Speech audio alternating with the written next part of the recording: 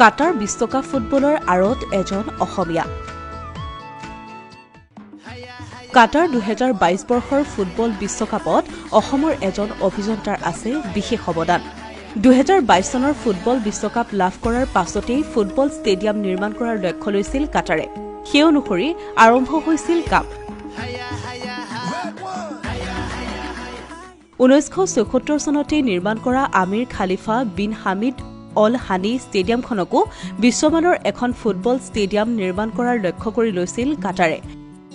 সেই সময়তেই অসমৰ অভিযন্তা মনজিৎ শইকীয়া চলিহালৈ আহিছিল এটা ফোনত তেওঁক জনাইছিল কাটাৰৰ এটা ষ্টেডিয়াম নিৰ্মাণৰ কামৰ সৈতে তেওঁ জড়িত হ'ব বিচাৰে নেকি। পূৰ্বতে ওমানত কাম কৰা কোম্পানীটোৰ পৰাই বায়'ডাটা লৈ ফোন কৰিছিল তেওঁলৈ। সন্মতি প্ৰদান কৰাৰ পাছত ফোনতেই তেওঁক 2 ঘণ্টামান সময় বিভিন্ন প্ৰশ্ন সুধি তেওঁৰ অভিজ্ঞতা আৰু জ্ঞানৰ প্ৰমাণ লৈছিল। প্ৰায় 15 দিনমানৰ ভিতৰত নিযুক্তি সম্বন্ধীয় সকলো কাগজ-পত্ৰ ভিছা আদি তেওঁলৈ পঠিয়াই দিয়া হৈছিল। এইদৰে কাটাৰত বিশ্বকাপ অনুষ্ঠিত হোৱা ষ্টেডিয়াম নিৰ্মাণৰ কামেৰে জড়িত হৈ পৰিছিল মনজিৎ শইকীয়া চলিহা। 2017 চনৰ পৰা 2018 চনলৈকে ষ্টেডিয়ামখনৰ নিৰ্মাণৰ সকলো দিশ চোৱা-চিতা কৰিছিল এইগৰাকী অসমীয়াই।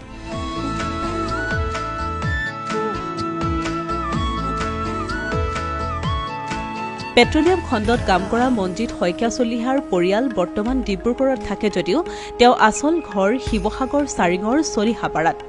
যোৰহাটৰ প্ৰিন্স অৱ ৱেলছৰ পৰা চিভিল বিভাগত অভিযান্ত্ৰিক পাঠ্যক্ৰমৰ ডিপ্ল'মা লৈ এতিয়া বিশ্বজুৰি সুপ্ৰতিষ্ঠিত এইগৰাকী অসমীয়া অভিযন্তা। স্কটলেণ্ড, গ্ৰীচ, আবুধাবি আদিৰ বিশ্বমানৰ কোম্পানীত কাম কৰা মনজিৎ শইকীয়া চলিহাই লিখে ভাল গানো। ঘৰলৈ আহিলে কিবা এটা নতুনত্বৰে কাম কৰাৰ তেওঁৰ হেঁপাহ থাকে। বহু সন্মান আৰু স্বীকৃতি লাভ কৰা মনজিৎ শইকীয়া চলিহাই অৱশ্যে কাটাৰত ফুটবল খেল চাবলৈ যাব নোৱাৰিলে। 2 কোটি টকীয়া গাড়ীত কোম্পানীয়ে তেওঁক কামলৈ অনা নিয়া কৰে। সেয়েহে তেওঁ কাম এৰি আন কথা চিন্তা কৰিব নোৱাৰে। অৱশ্যে তেওঁ মাজে মাজে টিভিতেই খেল চাইছিল। এই ষ্টেডিয়ামখনতে 21 নৱেম্বৰত প্ৰথমখন খেল ইংলেণ্ড আৰু ইৰাণৰ মাজত অনুষ্ঠিত হৈছিল। 45,344 জন দৰ্শকে উপভোগ কৰিছিল এই খেল। বিশ্ব ফুটবলৰ পৰাক্ৰমী দল জাৰ্মানীক ইয়াতে ধৰাশায়ী কৰিছিল জাপানে। 3য় স্থানৰ বাবে অনুষ্ঠিত হ'বলগীয়া খেলৰ স্থানো এইখন ষ্টেডিয়াম। বিশ্বকাপ ফুটবলৰ দৰে এক আয়োজনত এনেদৰে এজন অসমীয়াই গধুৰ দায়িত্ব পালন কৰিবলৈ সুযোগ পোৱাটো আমাৰ বাবে এক গৌৰৱৰ বিষয়।